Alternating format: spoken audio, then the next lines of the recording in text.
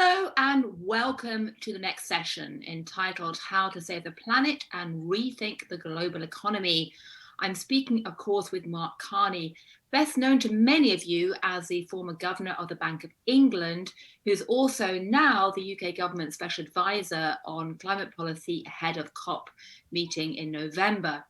But he has just produced a new book. His first book is a complete doorstopper, I should say, which has his bio at the back, and it takes up an entire page because he's had so many extraordinary roles. He was formerly the governor of the Central Bank of Canada. He was chairing the Financial Stability Board. He was, of course, formerly at Goldman Sachs. And he's now on a series of private sector boards, such as Brookfield Asset Management and, of course, Stripe, that fintech company, which has been in the headlines recently for its extraordinary valuation. So an amazing portfolio of roles and perspectives. And I'm sure all of you watching have a lot of questions you'd like to ask him. So I should start by saying, if you want to ask questions, please go ahead and start doing so now. They will be sent to me and I'll try and weave them into the discussion as we go, because it's very helpful for me to know what you, the audience, really want to hear about. But we're here today, first and foremost, because Mark has got this book out called Values, Building a Better World for All. It's a remarkable book for two reasons. Firstly, because it lays out a very strong plea for us to rethink economics, not just climate change, which is an area he's talked a lot about, but to rethink economics much more broadly and how we do policy making. Some people who've done reviews of the book have said, well, if he feels all that, why didn't he talk about that when he was governor of the Bank of England?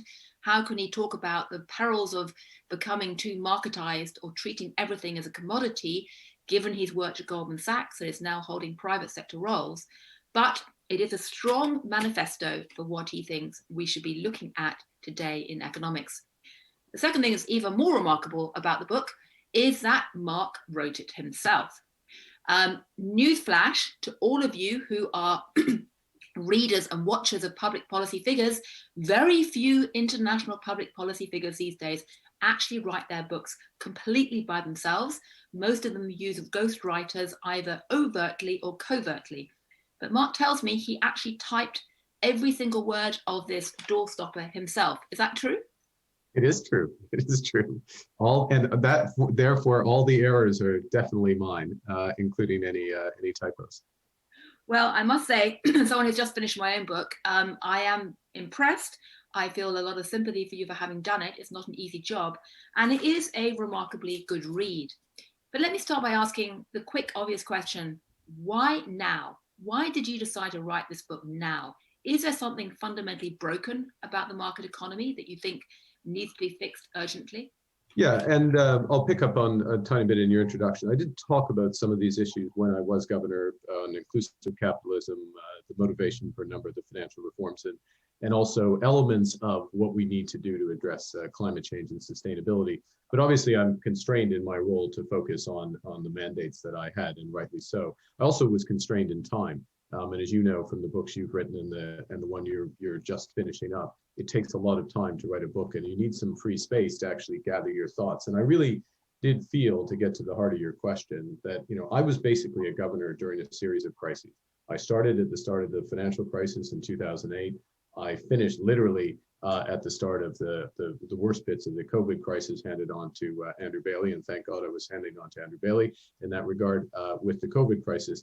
And I wanted to step back and look at, well, are there some common drivers of these crises? And I did feel that getting this balance between value in the market, the role of the market, and the values of society, you have one extreme, which in the run-up, and you know this well, Gillian, run-up to the financial crisis is sort of market fundamentalism, markets built on markets. You probably understand the derivative markets better than anybody that built up pre-crisis, and the consequence of that, that ultimately was a fatal flaw in the markets and affected values of society, and of course affected economics.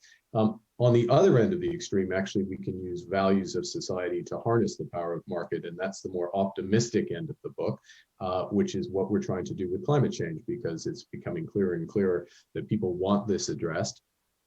Given that there's a hierarchy of values, let's get to sustainability, let's get to net zero. How do we then organize the system so the market is pushing in the right direction? Right. Well, it's interesting because last year we saw an extraordinary ESG boom. I've written a lot about that as part of the Financial Times This Moral Money platform. I think we're beginning to see the start of quite a significant backlash, which is inevitable. When you have a boom, you always have a backlash.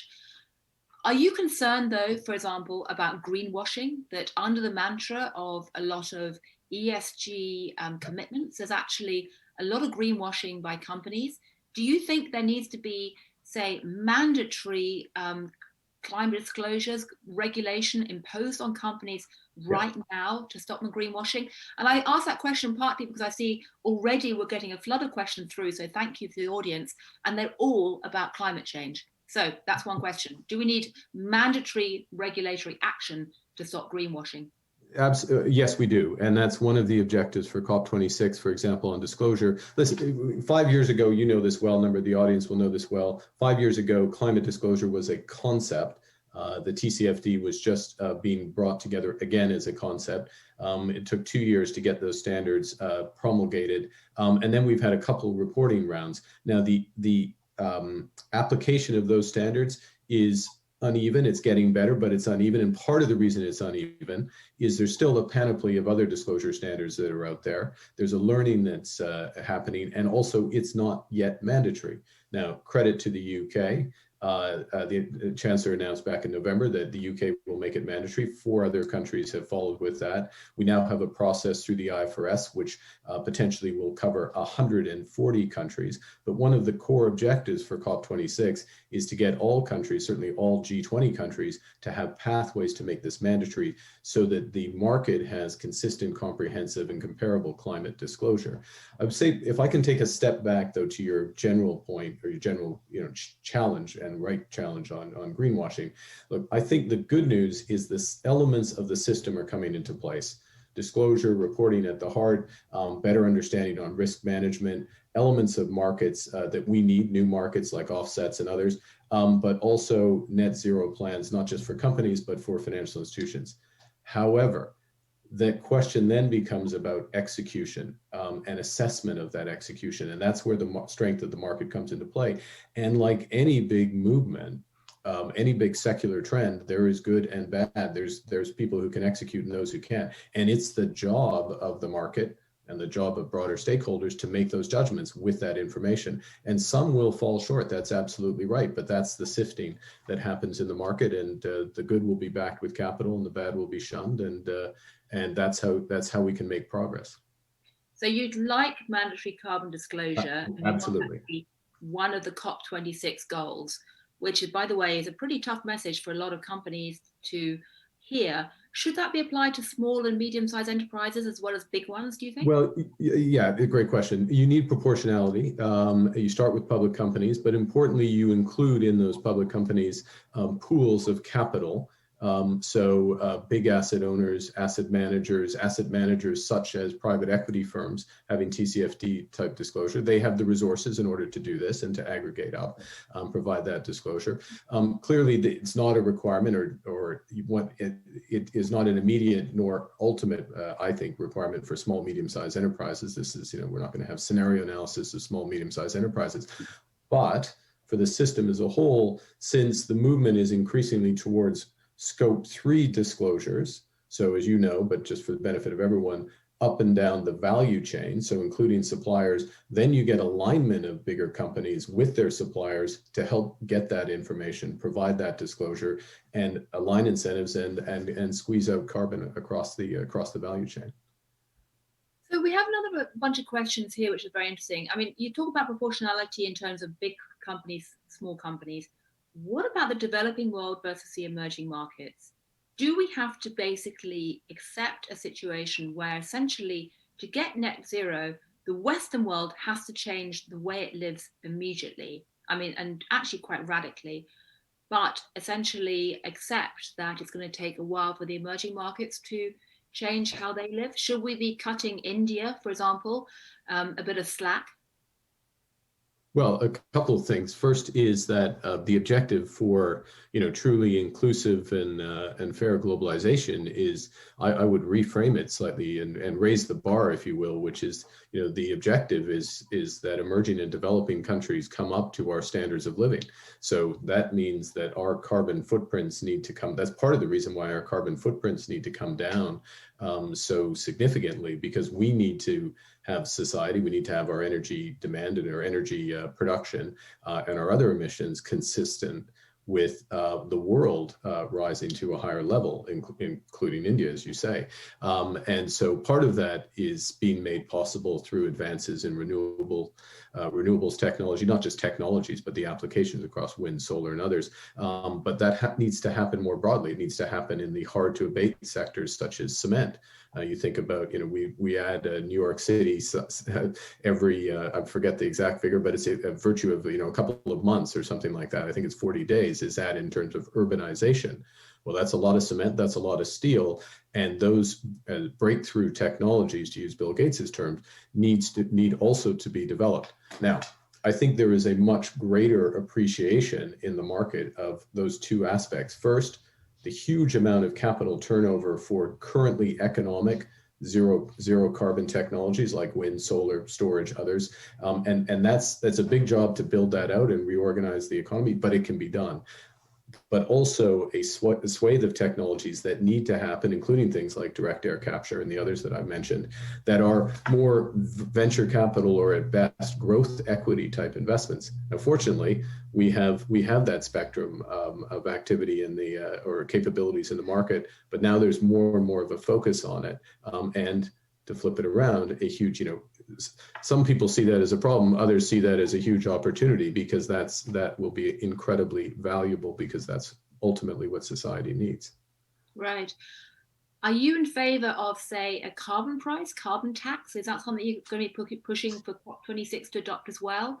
And would you introduce mechanisms to help poorer people and redistribute the carbon tax? Yes, yes, and yes to your question. I mean, one of the objectives for COP26 in policies is a price for carbon and also an end to fossil fuel subsidies across the world. I mean, it's numbered in the hundreds of billions of dollars still. And in terms of carbon tax or carbon price design, in my judgment, for example, here in Canada, judgment elsewhere, is the value of, it is a regressive tax unless you redistribute the proceeds. I lead someone in my position will have led a more carbon intensive than average lifestyle with travel and other things.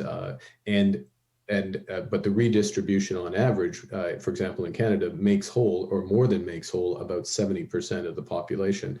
Only the relative price changes. And I think that is necessary in order to have an effective carbon tax. Last point, of course, it's not carbon tax and do nothing else. It's one policy amongst many. Well, of course, with Janet Yellen having co-written a report with you calling for many of these things earlier, and of course she's now Treasury Secretary in the US, that's going to add an extra dimension or an extra element of momentum to all this. One other quick question, and then I'm going to turn to some wider questions, which again, just following through the questions we're getting from the audience here, is what are your views on the EU Green Taxonomy? Because we're seeing people saying it's way too rigid, way too backward looking to be effective. It's going to be a whole swathe new, if not red tape, then green tape that's going to actually hurt more than help. Yeah, I agree, is the short answer. The day that Greta Thunberg made her speech at the UN, the How Dare You speech, I spoke, shortly afterwards. Funnily enough, she got more attention. I think rightly enough, she got more attention. But one of the 3 points I made were exactly those about the Green Taxonomy, which is that, good idea, but the execution is crucial. We need 50 shades of green. We need that range of greens in order, and you've written about this, I know, in order to encourage the transition. The point is to take things from brown, olive towards green and get them there. Now, I think there's a rethink going on about the taxonomy. There's an opportunity as well, as in many things, with the US coming squarely into into this climate discussion and setting up this framework, and we should grasp it in order to get a truly effective taxonomy. I'll make one other point, if I may, which is one of the challenges, I think, for central banks in terms of collateral policies and other things, and aligning those policies with the broader objectives as per the new Bank of England remit, objectives for sustainability, is the absence of that form of taxonomy, a third-party taxonomy that goes through the transition, as I think the question from the audience is suggesting. Right. So you like the idea of a taxonomy from the EU, but you think they're going about it the wrong way. Is that? I think it needs to be much richer. It needs, and this is a point that they won't be surprised to hear me say it. It's a point we've made to them over and over again, and many others have made to them, and we've made publicly. Obviously, it's the EU's decision what form of taxonomy they do, but for the market as a whole, it's exceptionally important to manage towards the transition. And I would say as well, what you see with leading asset owners, I should say. So some of the big insurance companies like AXA, Allianz, some of the big pension funds like CalPERS, Caisse de dépôt in Canada, what they're doing as part of a Net Zero Asset Owners Alliance is they are targeting specific carbon reductions of their portfolio, quite aggressive carbon reductions, 25 to 29%, not by some distant date, but by 2025, so 4 years from now. But they do that because they look across, including assets that are carbon intensive, and are reducing that carbon intensity or the absolute emissions there quite substantially. And that's, we have to go to where the emissions are and get the emissions down, not only start at the end state of green investments. Right. I often think that the EU taxonomy is a bit like the Basel rules for capital adequacy, in that they're so rigid they'll be arbitraged by the markets immediately anyway. So that's going to be...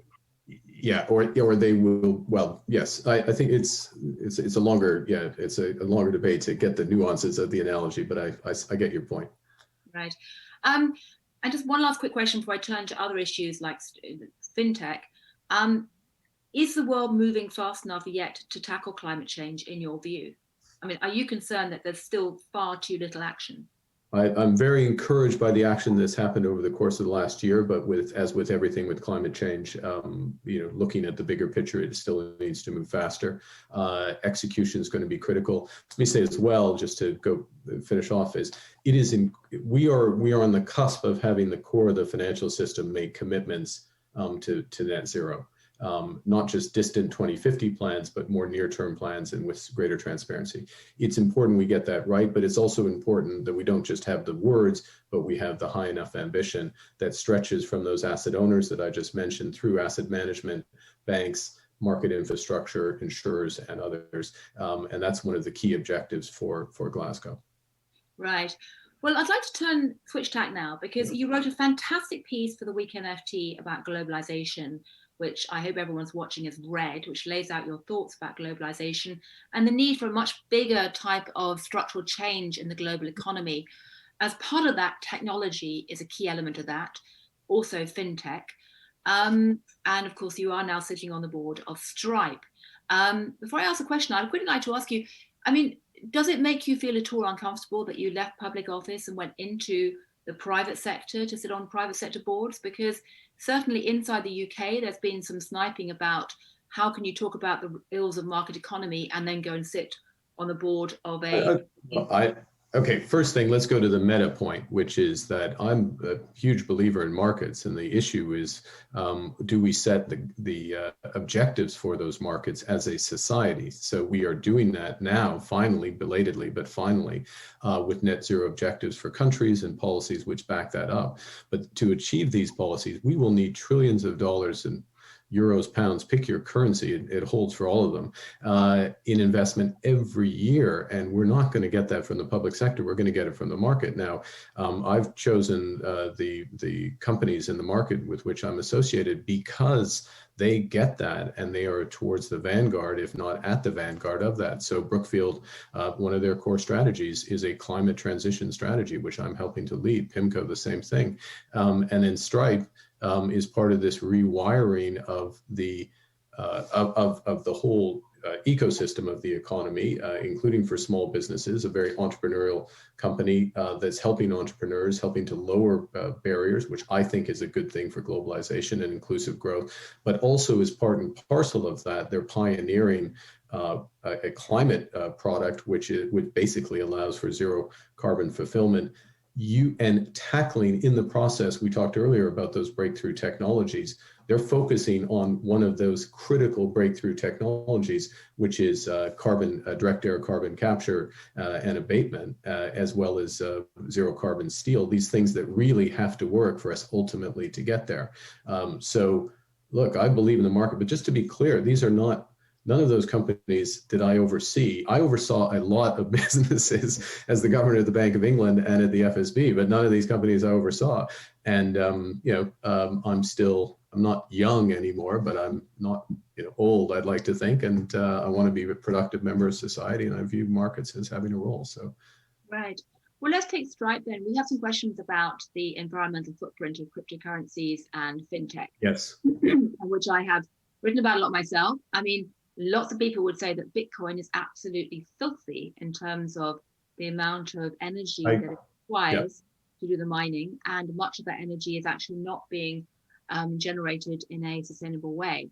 The same thing could be charge could be thrown at AI, machine learning, natural language processing systems, or even other fintech platforms. Does that worry you? I mean, are we giving the tech companies too much of a free pass? Well, we should first thing, I agree on Bitcoin, absolutely, and even if it's Bitcoin mined with renewable, that's displacing other renewable uses. So I agree on that, particularly as I'm absolutely of the view that it will not be a currency or the constituent part ultimately of where the currency systems go, and I think that is much more likely, as I write in the FT piece, to be a central bank digital currencies and others. Secondly, in terms of the tech companies and the focus on their carbon footprint, and very importantly, their Scope 3 carbon footprint, which captures everything, including their servers and the cloud and artificial intelligence and other aspects of what they do, that has to be there. And I think the best are going there and disclosing that and have objectives by 2030. But let me make an important point on machine learning and AI. So if you have machine learning AI, you have that developed and backed by renewable power. Remember as well that one of the biggest opportunities for carbon reduction actually comes from the application of machine learning and AI. Give you one example. There are a series of companies that are springing up, some big established and some new upstarts that look to optimize HVAC, heating, ventilation, air conditioning for buildings, for commercial buildings. The potential savings there are at least a third on existing power and energy sources. So just optimizing the use, in ways that can be done with machine learning and AI and energy optimization. So this is part of the solution as well. But you have to follow it all the way through. I would say as well that there is one other point, which is not immediately, but prospectively, the integration of digital currencies, which I think in the end are going to be sourced from central banks, so central bank digital currencies, and also should be, not just will be, but should be, but linking those through fintech companies like Stripe and also through smart contracts can help us understand full carbon footprints and then optimize accordingly. Right. I mean, the other question, which of course people are asking a lot about, is market bubbles and froth in the markets. And something like the eye-watering valuation for Stripe that we reported on just the other day is one sign, some would say, of that froth valuation. Do you really think that the scale of digital transformation that's underway in the global economy justifies these sky-high, eye-popping valuations? Well, I mean, there's always going to be exceptions to that. So I wouldn't give a blanket pass to valuations of anybody who has anything digital associated with them. If you're a very fast-growing company in a very fast-growing market, and that market is in effect the internet in its broadest sense, and your objective is to be at the heart of the growth of digital commerce, which is underpenetrated even at the peaks that we saw during the COVID crisis in the UK, for example, when retail, you got to 38% of retail spend being digital, but even that penetration is under penetration ultimately, and there's many advanced economies and emerging economies that will move in that direction. Then some valuations follow from that. But look, is there evidence of froth more generally in markets? Absolutely, and we see it in the SPAC boom, which I still think of as when I started out in finance, that those were known as blind pools, which wasn't quite as attractive a name as a special purpose acquisition company, but you see it in that. You see it in a range of valuations, and participants should take that into account. I mean, if I can put it back into an overall macro perspective, which is we're in a low interest rate environment, but many valuations are presuming growth that is inconsistent with that low interest rate environment. So there's a reconciliation that is going to come. I'd rather see the reconciliation be that growth picks up, that the returns from that growth are more evenly shared, so the profit share doesn't keep going to the moon, so it's more evenly shared with labor. And the consequence for valuations of that is you need to be robust and in a fast-growing market and taking market share. But does it just concern you? I mean, this is the question in relation to your financial stability board role. I mean, I personally think SPACs, a lot of that looks absolutely bonkers. And I think a lot of what's happening right now looks bonkers given the valuations. Are you concerned we're going to have a very nasty bubble burst in the next few years? It's going to be potentially destabilizing for the global economy? Yeah, I guess I distinguish between equity and equity excesses and systemic excesses. So when there's not leverage at the core, then one is less concerned, and there's fewer interlinks. So you can put money in a SPAC and lose money, and okay, that you've lost that money, but it doesn't have that amplification impact as well. I do worry from a company perspective is that you can end up with companies going public too soon, effectively orphaned in the capital markets. And, that does happen. People couldn't say it doesn't, but it does happen. And it's ultimately not a good thing. I think where the concerns, I would say my concerns have been, and this was when I was governor and persisted with events since, has been in the asset management complex, and basically the on one hand, very positive development of the growth of market-based finance and asset management, but at the same time, the risks that come from daily liquidity that is to the investor, but the assets being invested in fundamentally illiquid assets, underlying assets. And, we saw extreme moves in that roughly this time last year. And you had to have extraordinary intervention by central banks, particularly the Fed, to stop that. Now, that's not, Fed did the right thing at the time, but that's not a viable system, or that's not the right way to run the system, to have the central bank come in and buy in the end. That's not being a market maker, that's being a buyer. That's a different thing. And that's one reason why the Financial Stability Board now is taking what's called a holistic review of asset management. There's a variety of solutions to that. We can get into it more if you wish, but I think there does need to be a change there. Is that a way of saying essentially the market infrastructure is broken and you don't have a way of effectively making markets in key asset classes unless a central bank is buying it?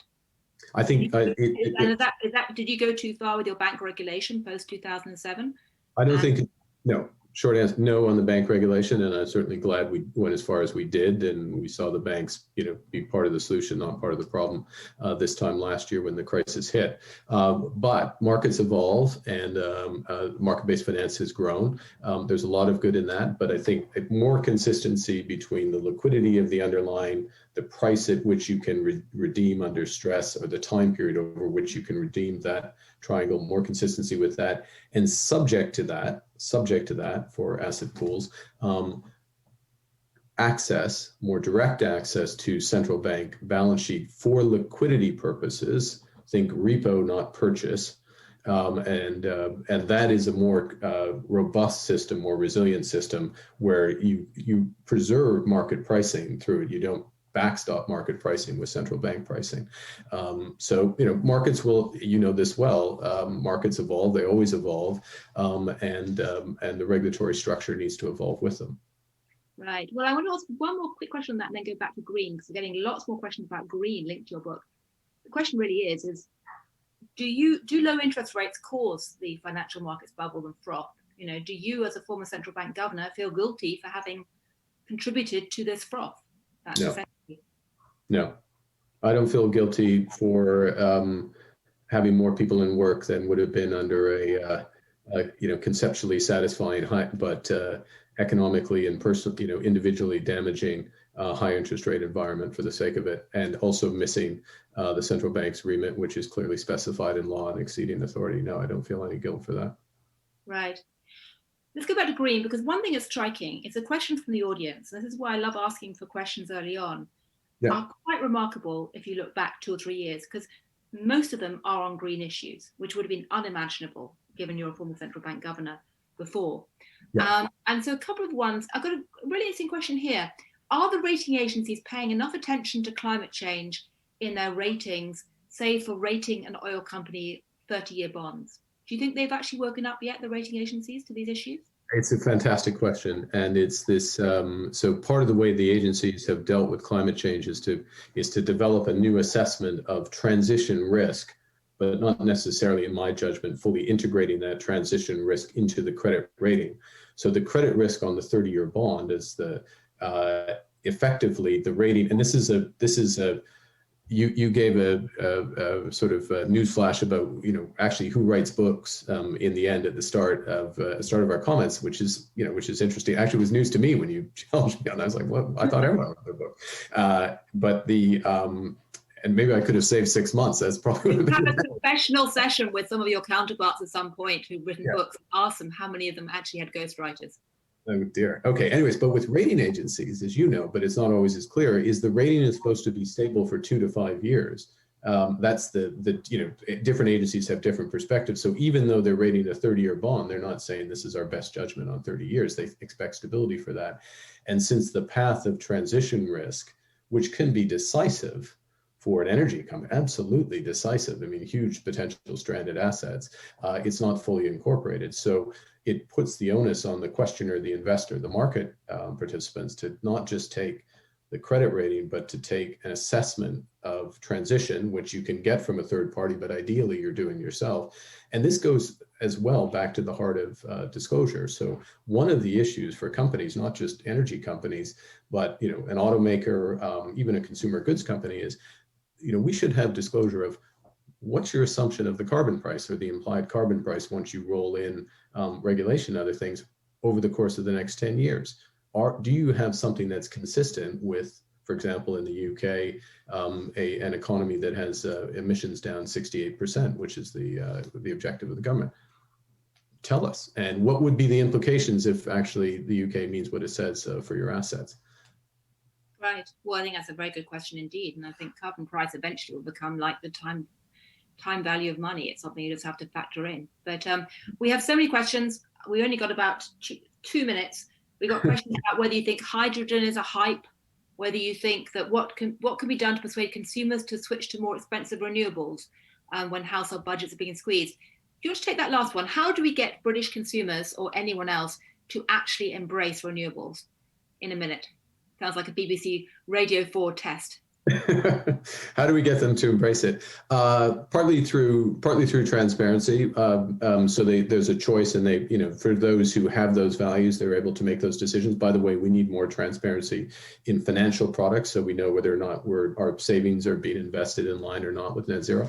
But also through getting the price of renewables down, and the price of renewables continues to fall. The question, if I can do briefly on hydrogen, hydrogen has tremendous potential in a variety of applications. It's not clear to me, and that doesn't mean I'm right, that necessarily extends to vehicles, to autos and others, but in heavy industrial applications as a storage fuel for or a storage mechanism is a better way to put it, for power, absolutely. And the prospects over the course of the next decade, I think, will be decisive in terms of when hydrogen, first blue, then green, comes in to become economic.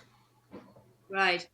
Well, sadly, very sadly, we have to wrap up now. I'm sure most of our audience could have been talking all day about this because it's been fascinating. And the thing that's fascinating about you is that you are both have a grandiose vision laid out in your book, which, is, I'd say, a doorstopper that you did write yourself, but is very sweeping in its kind of manifesto.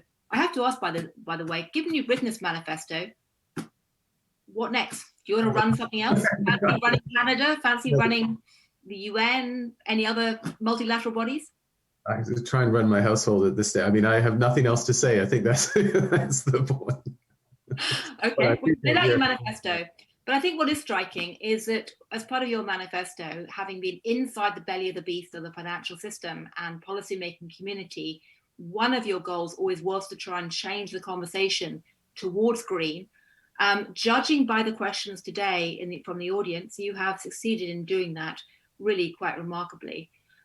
So I'll simply say, on behalf of the FT, thank you very much indeed for coming along today. Thank you for the piece you wrote for the Weekend FT.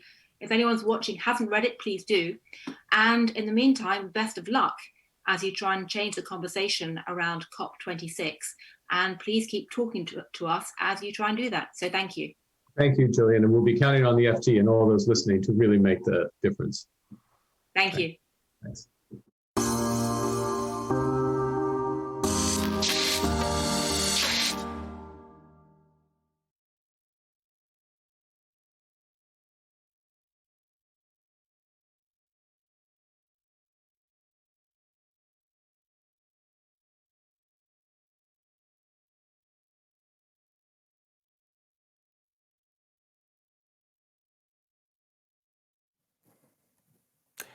Thank you, Mark. Thank you, Gillian. I think we can all agree with you, Gillian, that you've both left us wishing we'd had a bit longer. That was a gallop across the terrain of most of the big issues on the minds of FT readers: decarbonising the economy, decarbonising investments, the future of the planet, digital currencies, and much, much more. Claire, what struck you most? Okay, one silly and one serious. First of all, so many of you at home on Twitter with our hashtag FT Weekend Festival have been saying in the background, was that an illusory painting or was it perhaps another wing of Mark Carney's house, the visual effect there? I've just tweeted him to ask, so we'll let you know after the next ad break. But the serious point is how solving one problem can create another. And I was really struck by what Mark Carney said about how one of the biggest tools we have in the fight to reduce carbon emissions is AI and machine learning. But of course, then if that really ramps up, what's that going to do, for humans in the workforce? Well, he takes that on actually in this great essay he's written for us in tomorrow's paper, because I think he has realised, as have others of the kind of big policymakers and among the financiers of the last decade, that some of the big sweeping prescriptions may look great on paper, but in practice they have unforeseen consequences. And in terms of machine learning, he says, look, we have to find a way of making some of these innovations work for everybody. And that is the big challenge that we face. Well, get down to your newsagent on foot at the weekend and buy a copy of the FT Weekend and recycle it afterwards. We'll be back with you after this short break.